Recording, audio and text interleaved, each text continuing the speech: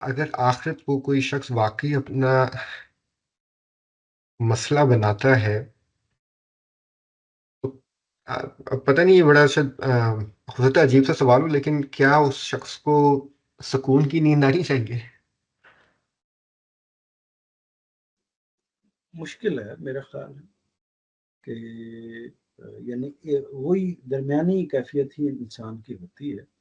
یعنی جیسے ہمیں اپنے پروردگار پر اتنا اطمینان، روایت میں بھی آتا ہے کہ پروردگار پر اتنا اطمینان ہونا چاہیے کہ اگر جنت میں جانے والا ایک ہی شخص ہے تو وہ میں ہوں گا، اور اتنا ڈر ہونا چاہیے کہ اگر دوزخ میں جانے والا ایک ہی شخص ہے تو شاید وہ میں نہ ہوں.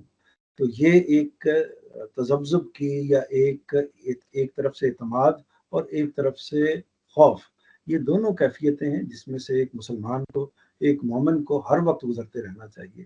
کیونکہ وہ اگر کامل اطمینان میں چلا جائے گا، جس کی یعنی اس اطمینان کو سکون آور ادویات سے بھی حاصل کیا جا سکتا ہے.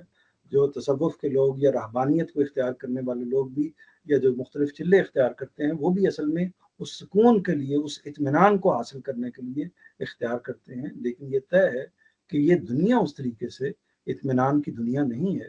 آزمائش کبھی اطمینان کی ہو ہی نہیں سکتی.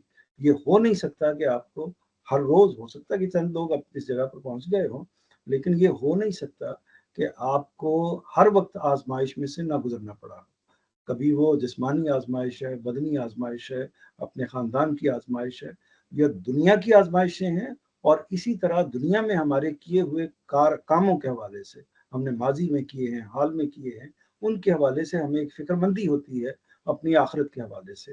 تو یہ فکر مندی دنیا کے بارے میں بھی قائم رہتی ہے، اور یہ فکر مندی آخرت کے بارے میں بھی قائم رہتی ہے. شاید ہی کوئی انسان اس سے اپنے آپ کو الگ کر پاتا ہو. تو وہ جو الگ کر پاتے ہیں اس کے لیے کچھ خاص وہ چلے یا خاص طریقے اختیار کرتے ہیں، یا خاص نفسیاتی مشقیں اختیار کرتے ہیں. تو میرے خیال میں ان کی طرف نہیں جانا چاہیے. بالکل ایک سادہ انسان کی طرح زندگی گزارنی چاہیے، جو مطمئن بھی ہوتا ہے، جو پریشان بھی ہوتا ہے. پریشانی ہوگی تو وہ اس کو حل کرنے کی کوشش کرے گا.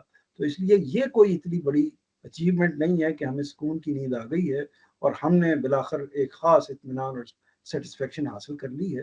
یہ کبھی نہ حاصل ہونی ہے، اور نہ اس کے لیے کوئی خاص تگ و دو کرنی چاہیے.